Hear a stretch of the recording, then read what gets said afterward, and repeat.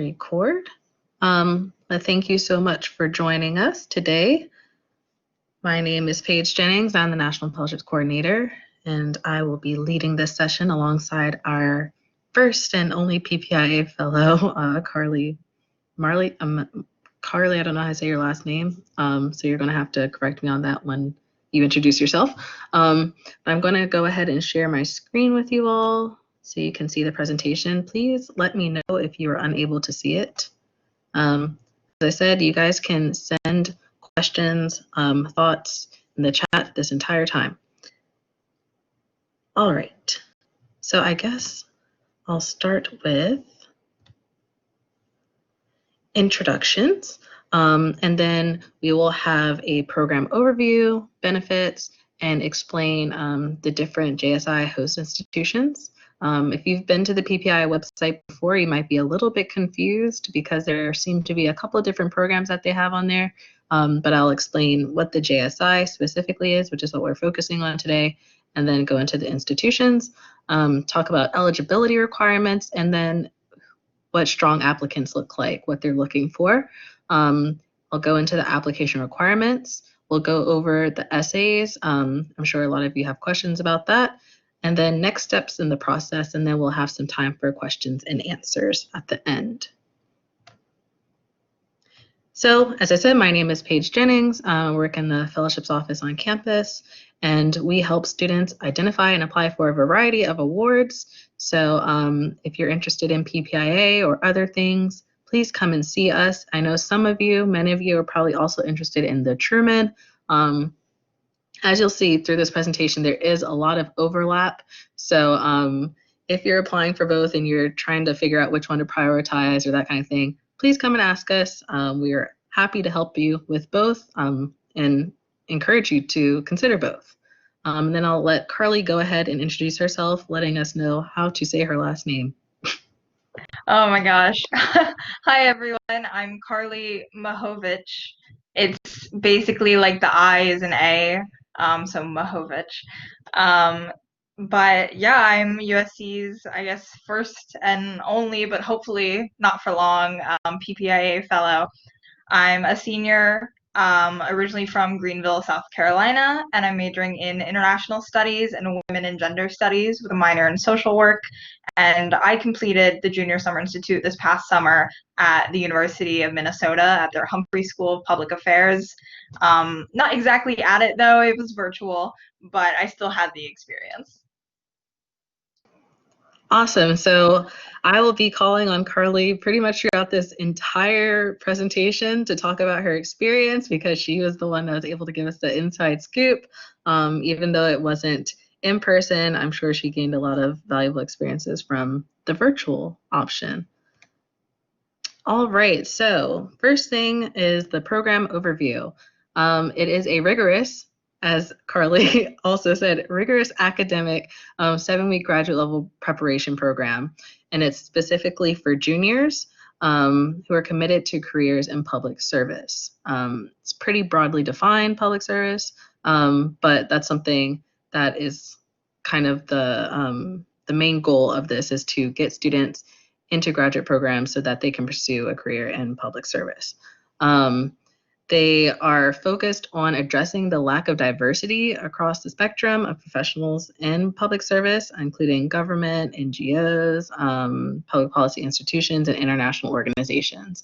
So again, the purpose of this program is to equip students with the skills necessary to obtain master's or joint degrees. So you'll understand later down the line that there are some joint degree options for people who are interested in law, but public policy, public administration, international affairs, and related fields. If you have any questions about the related fields, please let me know. I know I have some students who are interested in STEM, who are not sure, some students interested in public health who are not sure if this applies.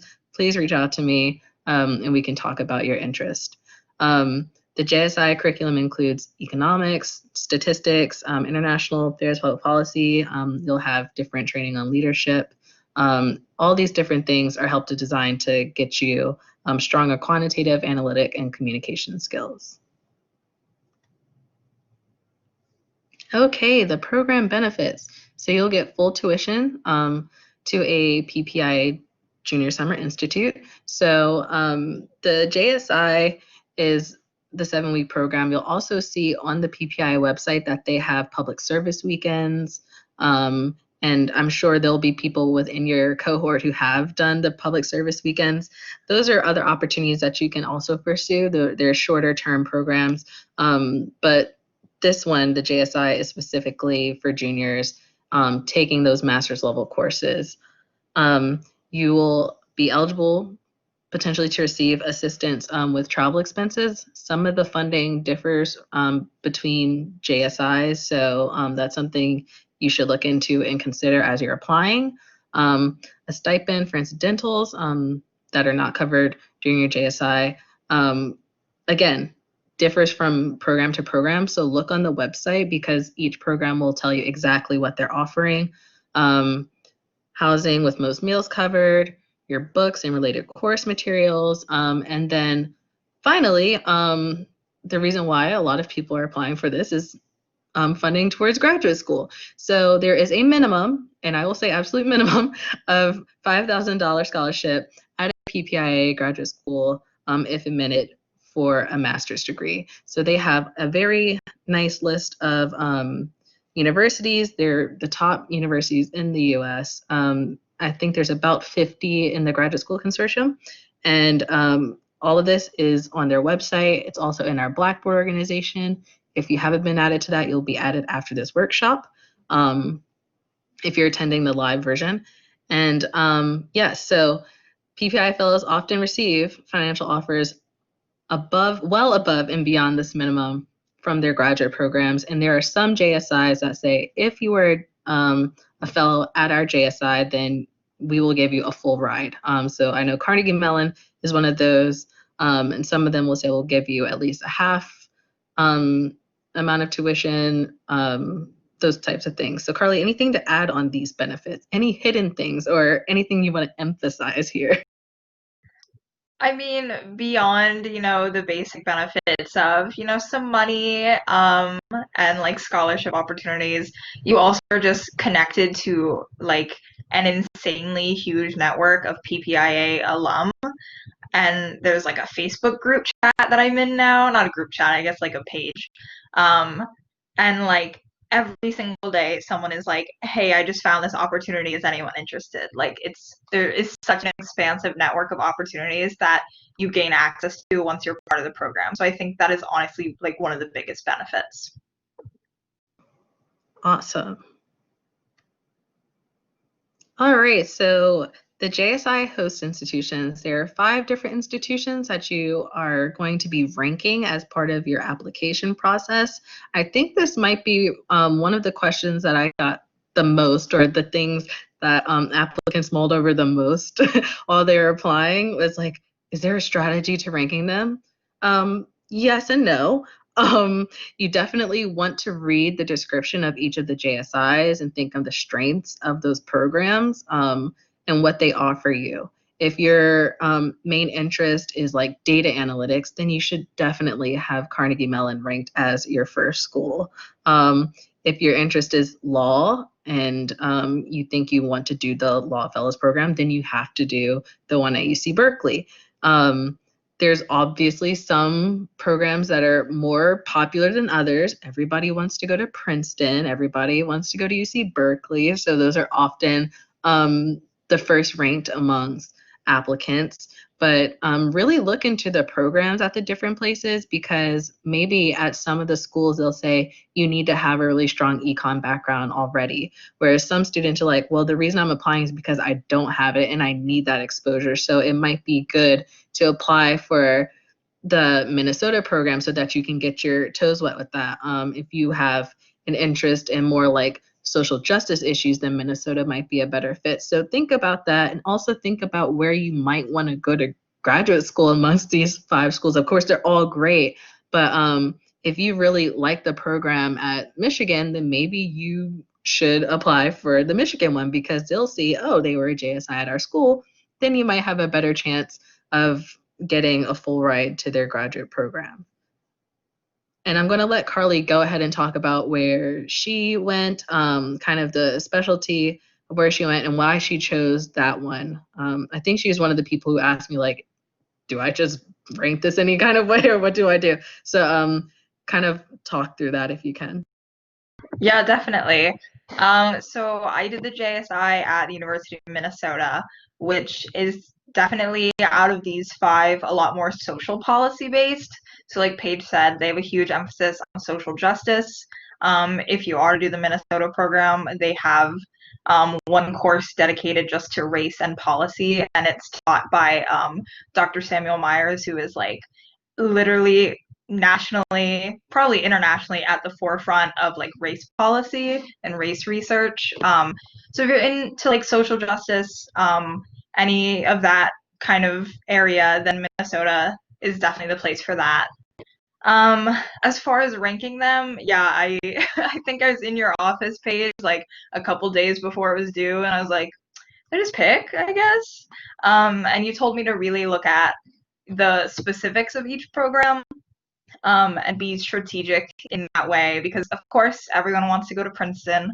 You know, who doesn't? It's a very nice school, very great program, but it is, you know, maybe a little bit more competitive. So if you can find things that you like a little bit more at Minnesota, Michigan, or Carnegie, like you should rank those a little bit higher, knowing that Berkeley and Princeton are going to be the more competitive ones. So I ranked Minnesota, I believe, is number one. I think Michigan number two. I did not want to do any analytics, any data, anything. So Carnegie Mellon was last because I have no experience in that. And you know what? I'm fine with that. So you do have to think through the strategy, but like Paige said, if you invest the research into each of these schools, you will find one or two or three that stand out a little bit more than the others. And knowing what school is your number one or your number two really does help guide the statement of purpose essay, because you write pretty much specifically to that school. Like, if I were to get admitted to the program at this university, these are all the benefits. And so doing that research not only helps you rank the schools, but also helps you write the essays. Absolutely. And it's totally fine if Princeton or UC Berkeley are your top picks. That's fine. I'll just say that just look really closely into what they're asking for. So just like we say with any fellowship, you're probably the most competitive for the one that you're most interested in, the one that makes the most sense for you. So definitely don't shy away from it if you think that's the place that you need to go. But I will say that everyone who does the Princeton program and everyone who does the UC Berkeley program ranked them first. So that's something to keep in mind. Okay, eligibility. There's a lot of text here. Pretty much U.S. citizenship, you can apply to any of them. If you're not a U.S. citizen, you can apply for I think the UC Berkeley one, and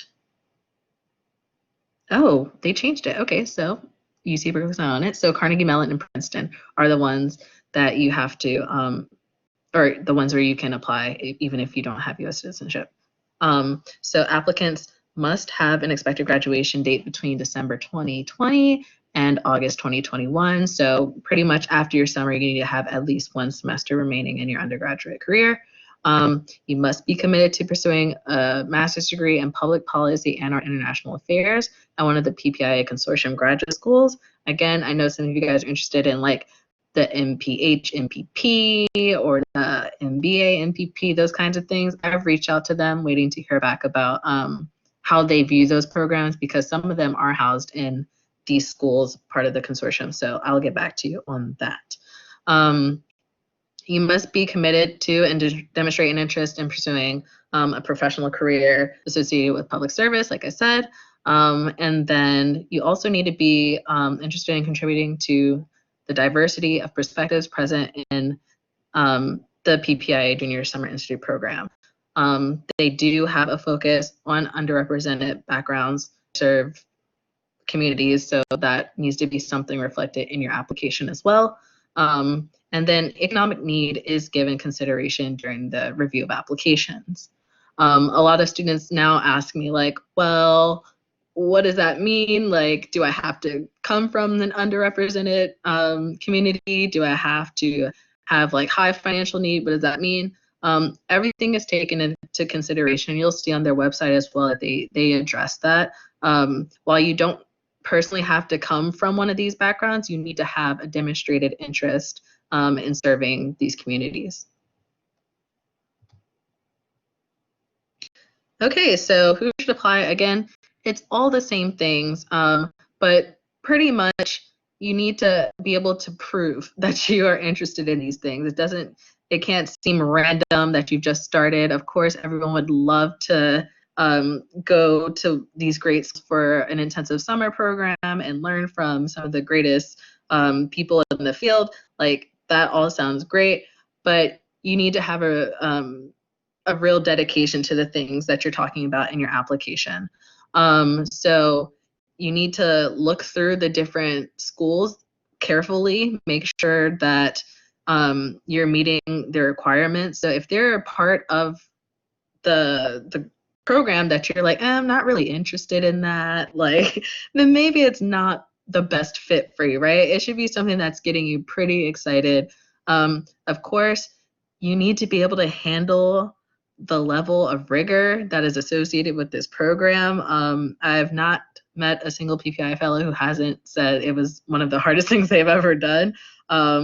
So definitely take that into consideration. You want to be able to display that in your application as well, that you can maintain a positive attitude, even if you don't get the best grades all the time, because you're taking master's level classes, maybe in something that you've never really taken in before. So if it's your first time taking econ and you're taking it at the master's level, then you might not do so great, and that's fine. But how do you, work with others and kind of encourage yourself to keep going? You need to have the desire to improve your skills in those areas. So even if you're not like, oh, I love data analytics and statistics, that is a component of policy making. So you need to have an interest in it, really. Leadership development, all things. They really look for strong writing amongst their applicants. So that's something that you also need to kind of highlight in your application. Carly, anything else you want to add about this? Kind of from your experience, what are some kind of common themes that you've saw amongst like the fellows? Like, oh, all of them are kind of like this or have these interests? Yeah, I would say definitely like PPIA does have a strong emphasis on supporting people from typically underrepresented backgrounds or communities within public policy. So the majority of my cohort, I believe, were women of color, and the majority were fairly low class people as well. So they have this really proven commitment to supporting underrepresented people. That's not to say, though, that your application needs to be like a sob story. Like that's not what they're looking for in any sense. They just want to make sure that you are someone who, is dedicated to opening the door for other people as well, not just for yourself getting into public policy, but you are someone who wants to be that kind of trailblazer and set the precedent that public policy can involve people who look like me and have these backgrounds. Also, I got a pro application tip straight from the Minnesota program directors. For this last point, in your application, yes, like please demonstrate that you can manage an academically rigorous course load, but don't oversell it. Like they don't want to accept people who seem like they're not going to learn anything in the program. So I've never taken an econ class or a stats class in college, and I told them that in the application. I was like, I recognize this is a weak spot, and that's why I want to be involved in this program. So yes, brag about yourself, say that you are competent and you can handle this course load, because it is rigorous, it's very intensive, but don't oversell it, because that's not at all what they want. Absolutely. They want you to have realistic expectations and understanding, right? The whole point of this is to help you fill those gaps. And the reason they have it during your junior year is because they want you to be able to add in certain coursework your senior year if you know that you need that to make you competitive for graduate school. So they want to get you right at your prime where you're able to handle it, but also able to add some things into your senior year if necessary, or build certain skills during your senior year before you're ready to, go out into the workforce or pursue graduate studies. So that's a really good point. Thanks, Carly. All right. Okay. Don't know why the S is not on the same line as the rest of that, but here are the application requirement S. So you need to have general background information about yourself. In the background information area is also where you will rank the JSIs. You need to have 2 letters of recommendation. One will be focused on public policy. Another one is going to be focused on your academic background. So for those of you who are applying for Truman, you will have that covered. So I know I saw Carly's Truman application. I was like, these two, use these two, and it just worked out perfectly. So whatever you're getting for Truman will likely work for this as well, with some minor changes because they're really looking for similar things there. The essays I will get to in the next slide. Resume. Again, feel free to bring those to me when you have your appointments with us to review your application. They're looking for 1 to 2 pages. I know a lot of you guys are involved in a lot of different things, but definitely try to cut it down. They do not want to read super long resumes because they are going through so many applications and they are not the hugest foundation. So they are reading lots and lots of these. Transcript. I think they're okay with unofficial, and then financial documents because, like I said, need is a component that they consider when they're selecting fellows. Okay, so here are the essays. The personal statement, that is 800 to 1,200 words. This is your general, who are you? Give us some idea of where you're coming from, your background. It's really important for them to get an idea of where your interests come from, and that's kind of where you kind of start planting the seed. As you will see, we have an example, an essay example that you can probably guess is Carly's because she's our only UofSC recipient. But she gives a background of herself. She tells you about her background and how this kind of sparked certain interests that she has now. So that's something you really need to get through in the personal statement. Try to show bits of your personality. Try to be multidimensional. Yeah, anything you want to add to the personal statement and how you approach that, Carly? Yeah, I guess kind of another pro tip. All of these statements sort of tell a story, and you don't want them to tell the exact same story. Like they should not be repetitive of each other, but they should carry this sort of common theme. So, like Paige said, your personal statement will be more about, your personality, your background, and that should give some sort of basis of like why you want to be involved in public service or public policy.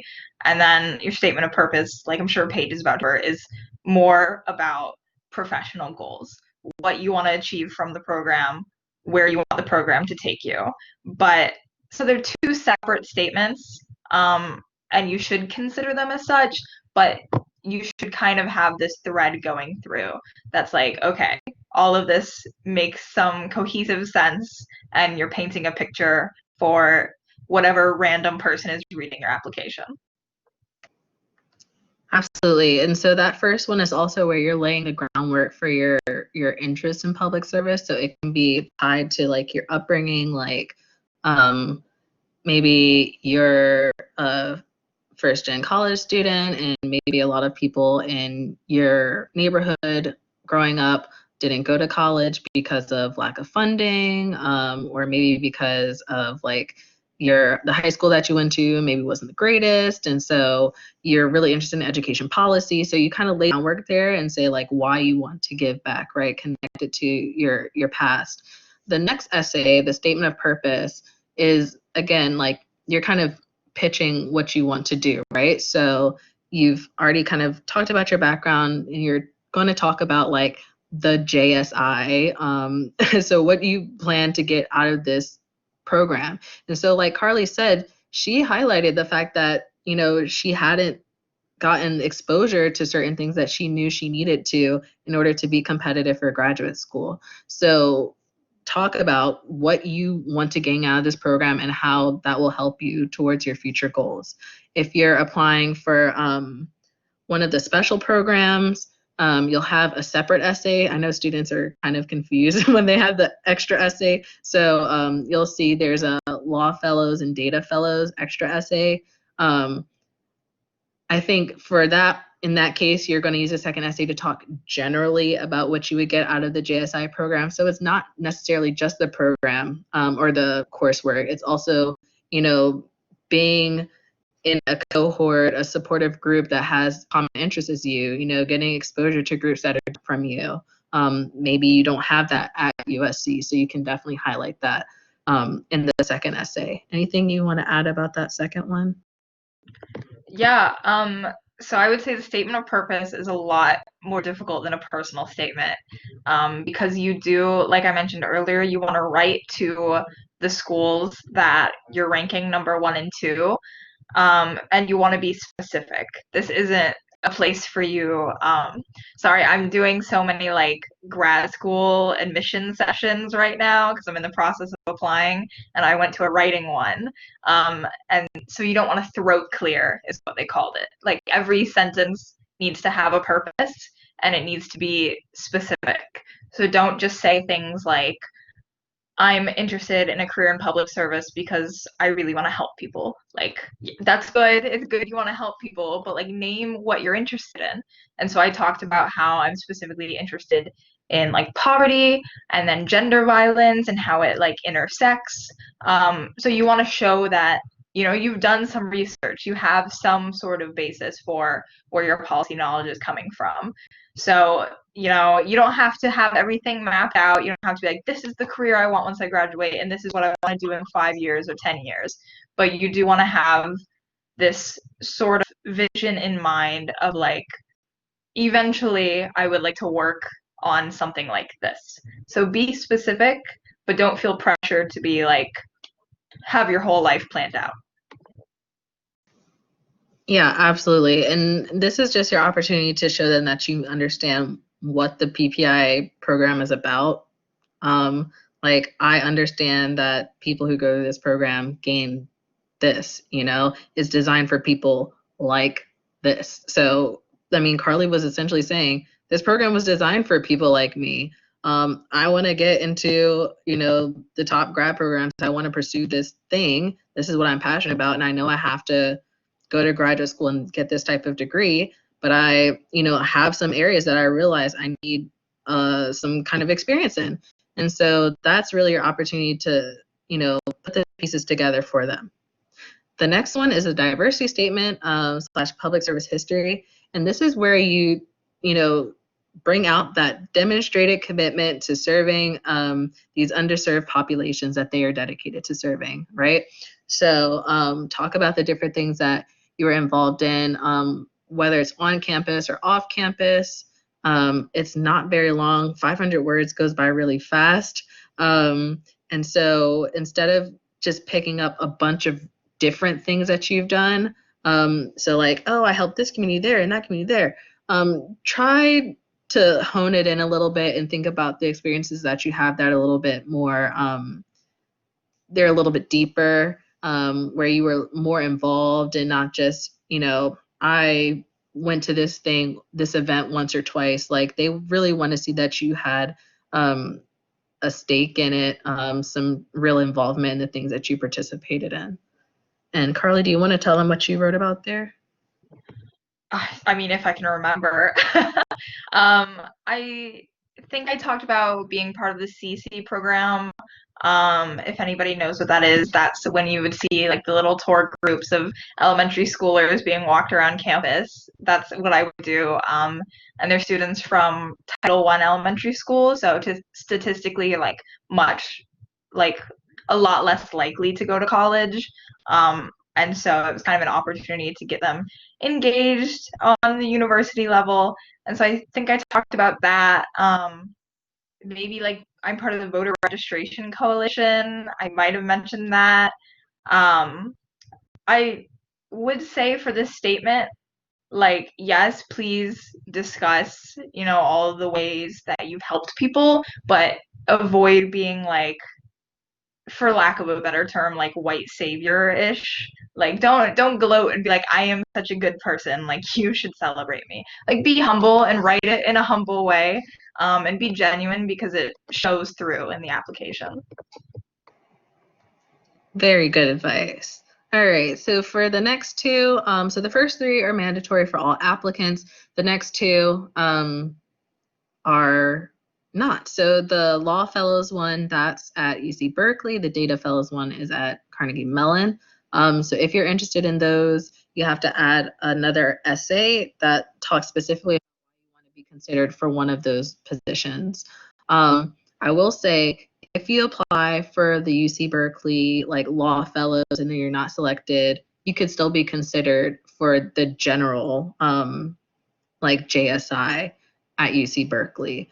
They only have 10 slots, I think, for the Law Fellows, but they do still have like a regular cohort. And I think the same applies for the Carnegie Mellon program. So there, you're going to tell them why exactly you want to do the JD MPP, like why is that the right path for you and what you want to do versus just a JD or just an MPP.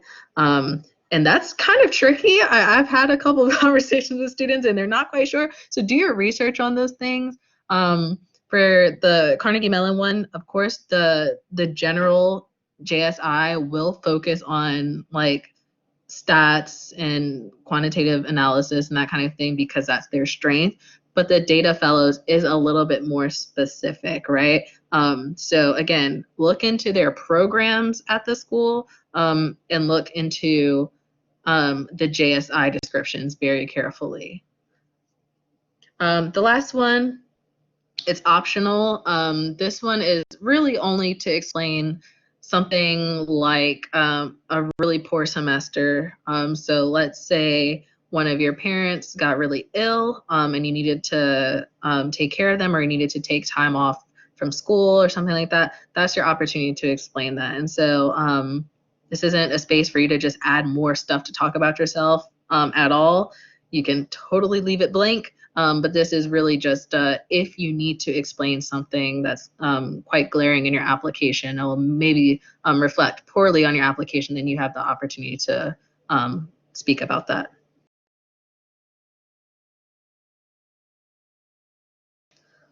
All right, so some next steps. Start working on essays now. The sooner you can start working on those things, the better. Again, if you're applying for Truman, there is a lot of overlap. So I would say work on your Truman essays. A lot of it can be transferred. Carly can speak on that. A lot of it is transferable. They're asking a lot of the same questions. But go ahead and visit our Blackboard. A lot of this stuff that we've discussed is already up there. This workshop will be added to that as well. Make an appointment with a National Fellowships Advisor to talk about your interests. If you're on the fence, if you're not sure if it's a good fit for you, those kind of things, feel free to set up an appointment with us. We're navigate under involvement and engagement, National Fellowships, and we are available for virtual and in-person appointments. Meet Carly, our PPIA Fellowship Peer Mentor, to hear more about her experience if you're interested. I'm sure you guys will have lots of questions about the actual experience and how it's benefited her or how her skills developed over the summer, that kind of thing.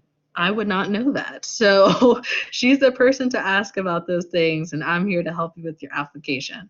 The deadline is November 15th, which is great because it usually is November 1st, so they push that back.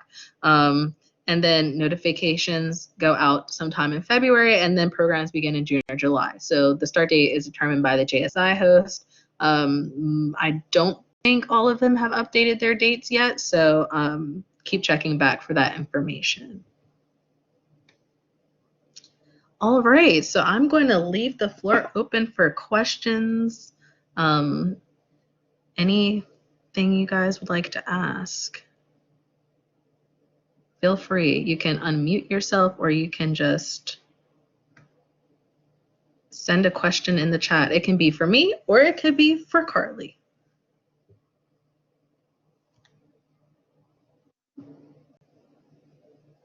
How many students are generally accepted? That is a good question. So I think they have around 30 for each JSI. That's kind of like the number that they say, maybe between 20 and 30 for each JSI.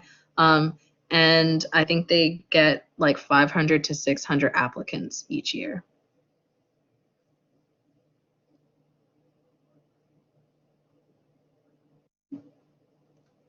No problem. Any other questions?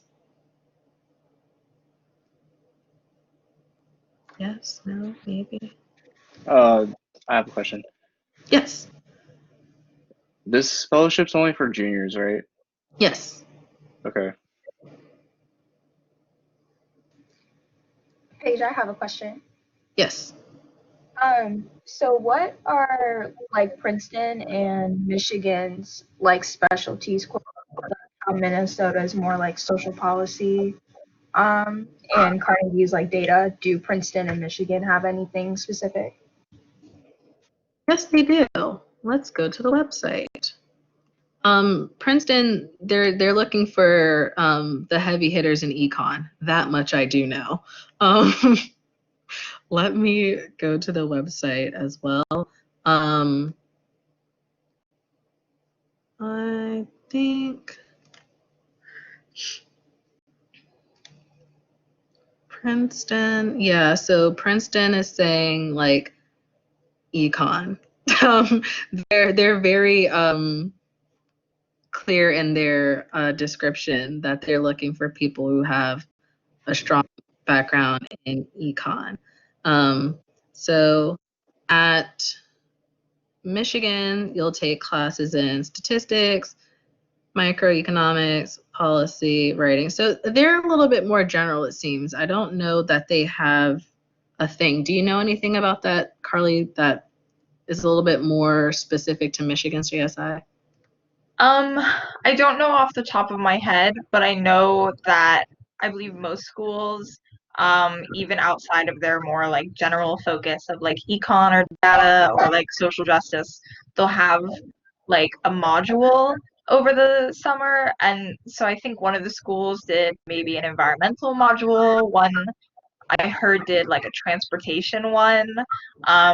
So there are very niche things that they'll like weave in throughout the summer, but as like a general specialty for Michigan, I'm not quite sure.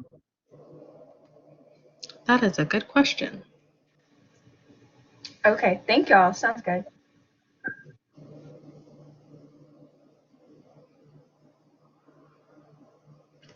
Any other questions? Is anyone considering applying for one of the special ones, so data or law fellows?